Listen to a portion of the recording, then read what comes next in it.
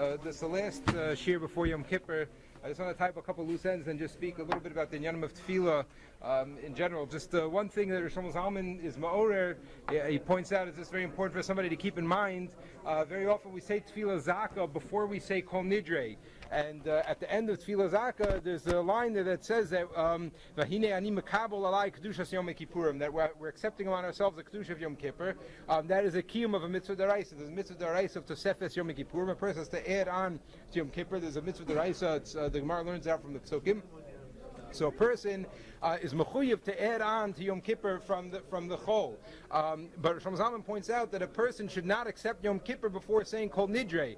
Kol Nidre may not be said once it's already Yom Tif. So he doesn't like this minhag that many people have, which is say Tefillah Zaka before they say Kol Nidre, and they've already accepted on themselves Yom Tif, and at that point they really can't say Kol Nidre. And he says really it's brought down the Chai Adam, and it's...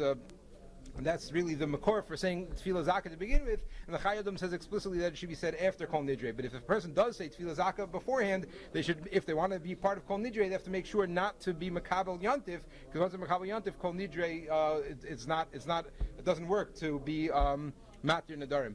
That's one thing. There's another thing which we pointed out in the past, that even though normally a person is not supposed to sit within Dalar Amos of somebody who's davening, the halacha that we mentioned in the past is that if somebody is a chol, if somebody is not well, and it's apparent that they're not well, then it's mutter for them to sit. And I think we mentioned in the past, Rabbi Yamin Zilber says that on Yom Kippur, everybody has a din of somebody who is an apparent chola. So al pidin, therefore it's mutter if one needs to sit down on the sides of somebody who's davening. If someone's standing behind, it's not so simple, but next to somebody, if somebody is davening along Shemona Esrei and somebody else has already finished their Shemona Esrei and they would like to sit down, so according to this psak from Yamin Zilber, this would be mutter to do on Yom Kippur because everybody is weak. I just want to speak one inyan that feels very fascinating. I was going to speak out of Medrash tonight, and I didn't remember it exactly. When I looked up the Medrash, I realized that the Medrash is darshaning a pasuk that we say every day in the Slichos. There's a hashkacha that turned out to be this Medrash. But we say every day in the Slichos, right in the beginning, we say, Shamei tefillah adecha kol vasar yavo. We address Hashem. Hashem is the one who hears tefillos. Adecha kol basar yavo. All flesh comes before Hashem. So the Medrash darshans this pasuk and says, Shemei tefillah, ata motzei basar v'dam ena yachol l'shmoa. I'm sorry. Amar Rav Yehuda bar Shalom b'shem Rav Elazar basar v'dam im ba ani lomar davar lefanav eno shomei himenu. If a poor person, somebody comes off the street and wants to say something to another person, so one doesn't really listen so much. And ba ashir lomar davar miyad hu shomei mekablo. But an ashir, a wealthy person, a gvir comes, so we listen to him. Aval HaKadosh Baruch Hu eino kein. HaKadosh Baruch Hu is not like that. Ela hakol shavin lefanav. Everybody is equal in front of their Rebbeinu Shalom. Hanashim va'avadim, women and avadim, aniyim va'ashirim, everyone's the same. Medrash tells us, Teidelecha, Shrei Moshe, Rabban, Shokol Neviim, Kosev Bo, Masha Kosev Ba'ani. The exact same words are used when it comes to a tefillah of an ani and the tefillah of Moshe Rabbeinu, Rabban Shal Neviim. But Moshe ksiv tefillah LeMoshe Ish Elokim, Uva'ani ksiv tefillah la'ani, Kiyatov v'lefnei Hashem Yishboch Sicho. Zo tefillah v'zo tefillah. Medrash says unbelievable words, that it's the same thing before the eyes of Rebbeinu Shalom. The tefillah of Moshe Rabbeinu and the tefillah of a stam person, an ani at that, is the same thing. L'hodiacha, to teach us shahakol shavin betfilah lefnei hamakom, that everyone is equal. Now he says, Medrash continues to say an amazing thing. We know that by the Yamsuf, Teidelecha, Kishiyatzu Yisrael Mitzrayim, Radaf Achareim Paro, Shnemer Ufaro Hikriv, Uchsiv Yitzaku El Hashem, Klal Yisrael daven to Hashem as Paro was approaching. Hischo Moshe, Afu Mispal Lefnei hamakom. So Moshe did the natural thing, he started davening also. Amar Lo HaKadosh Baruch Hu LeMoshe, Mata Omeinu Mispalel, Kvar Spalu Banai.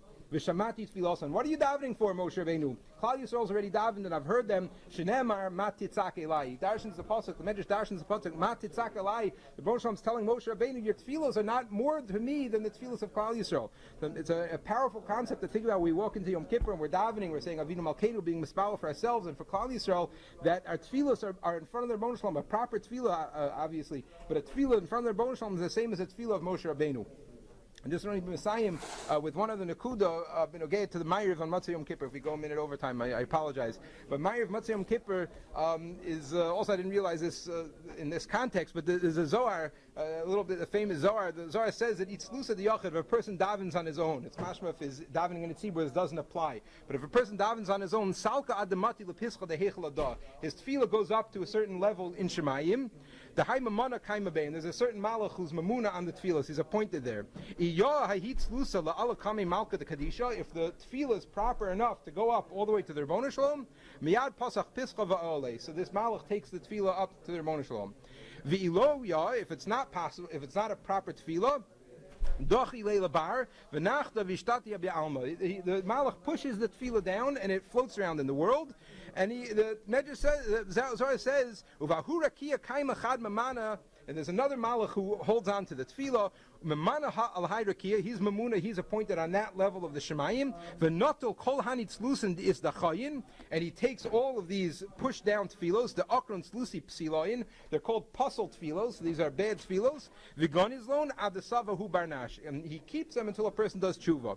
Continues as are isav legave mari the kayos. If a person does a proper tshuva, v'tzali tzlusa achra zakah, and he davens a tefillah after he does tshuva, hahit tzlusa zakah kad salka notil ahu mamana hait tzlusa v'salik lala ela. Along with that tefillah that a person is mispalel after he does tshuva, the malach that's collected all of his bad tefillos, all the shvachat tefillos over the course of the year that he davened that didn't make it all the way up, so this malach collects them all. And as soon as a person does tshuva, he davens one geshmakat tefillah afterwards, all the tefillahs of the whole year, all the shvachat tefillahs go up with it. So it's a powerful concept. We should try to have in mind. Matzah Yom Kippur, we're all, we're hungry and we're tired. But that ma'ariv, it's an unbelievably powerful ma'ariv. That ma'ariv can pack into it the power of every tefillah that we've davened. B'yechidus anyway, every tefillah we've davened, it's been a shvachat tefillah. Rebbeinu Shalom should Bez Hashem hear at tefillahs. Which one have you?